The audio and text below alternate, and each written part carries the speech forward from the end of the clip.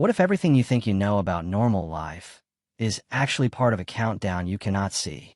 Not a conspiracy, not fear for attention, but a pattern already described thousands of years ago, unfolding quietly while most people scroll, sleep, and assume tomorrow will look like today. Because here is the uncomfortable question. If the return of Christ is real, and Scripture says it is, why does almost nobody live like it could happen within their lifetime?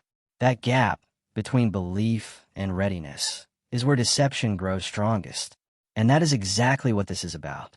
Before the return of Christ, there's a prophetic warning every believer must understand. Not as theory, but as survival clarity for the soul.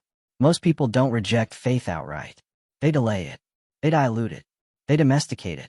They turn prophecy into background noise, something discussed in sermons, debated online, or ignored until later in life. And that's the trap. Because the greatest danger before the return of Christ is not open rebellion. It is spiritual sleep while still thinking you are awake. People assume things will stay the same. There's always more time. I'll get serious later. But Scripture consistently points to one pattern. When people feel the least urgency, history often shifts the fastest. And that's where deception becomes effective, not by forcing belief, but by removing urgency. A distracted mind does not question reality. A comfortable life does not test assumptions. A delayed conscience does not prepare. So the real problem is not lack of information. It is lack of readiness, while assuming readiness is already there. Let's think clearly about this. If a major event is truly approaching, something irreversible, something final, what would deception actually look like? It would not announce itself.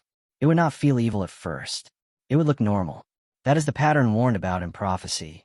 Not chaos alone, but confusion that feels like stability. People would become more focused on daily survival, personal comfort, endless information, entertainment, cycles, emotional reactions to temporary events. Meanwhile, deeper questions fade in the background. And this is the key insight. Deception does not always remove truth. It simply replaces urgency with delay.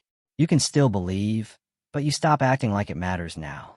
That is why Scripture repeatedly emphasizes watchfulness. Not panic, not obsession, but awareness. Because spiritually speaking, the most dangerous moment is not when someone rejects truth, but when they assume they already understand it fully. And once that assumption settles in, learning stops. That is how people become unprepared while thinking they are prepared. Not because they were never warned, but because they stopped listening for relevance. Imagine a man who knows a storm is coming next week. Not a rumor, a confirmed forecast. At first, he prepares. He checks supplies. He adjusts plans. But as the days pass and the sky stays clear, something shifts. He starts relaxing again. He tells himself, forecast change. I still have time. I'll deal with it closer to the date. Then life fills the space again. Work, messages, routines, distractions. By the time subtle warning signs begin, slight winds, pressure changes, he no longer reacts with urgency. He interprets them as normal weather. And when the storm finally arrives, it does not feel sudden. It feels unbelievable, not because the warning was missing, but because attention was. That is how readiness fails in real life. Not in theory, but in gradual neglect. Now scale that pattern beyond weather into something people claim has eternal significance. The same psychology applies. Warnings lose emotional weight over time when life feels stable. And when stability becomes the assumption, preparation becomes optional. That is the quiet danger. Not ignorance, but delayed seriousness. Here is the core takeaway. Prophetic warning is not mainly about predicting events. It is about shaping awareness before events make awareness unavoidable. In simple terms, the purpose of warning is not fear. It is clarity. And clarity demands honesty about three things. First, time is not as controllable as we feel it is. Second, comfort is not the same as security. Third, belief without readiness is incomplete belief. This is where many misunderstand prophecy. They treat it as something to decode instead of something to respond to. But the real function of warning is behavioral, not intellectual. It is meant to change how you live today, not just what you believe about tomorrow. Because if a message only stays in the mind, it has not yet reached its purpose. And in that sense, the greatest danger is not wrong interpretation. It is ignored interpretation. So what does readiness actually look like in practical terms? Not emotional hype, not isolation, but grounded awareness. It starts with honesty. Ask yourself one question without escaping it. If I truly believed I would be accountable for my life at any moment, what would I stop postponing?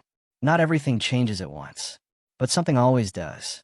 Maybe it is clearing unresolved priorities, repairing neglected relationships, or moving constant distraction loops, returning to consistent spiritual discipline, or simply becoming more intentional instead of reactive. Readiness is not noise. It is alignment. It is bringing daily life closer to what you actually claim to believe. Not perfectly, but progressively. And one more thing. Watchfulness is not obsession with signs. It is awareness of direction. A person staring only at warnings misses the point. A person ignoring them completely misses reality. Wisdom sits in the middle, aware, grounded, and steady. So the practical step is not fear-based change. It is attention-based correction. Start small, but start honestly. Because awareness without response is just information. And information without action changes nothing. The warning was never meant to scare you. It was meant to wake you up before life convinces you there is still unlimited time to wake up later. Because the most dangerous delay is not never.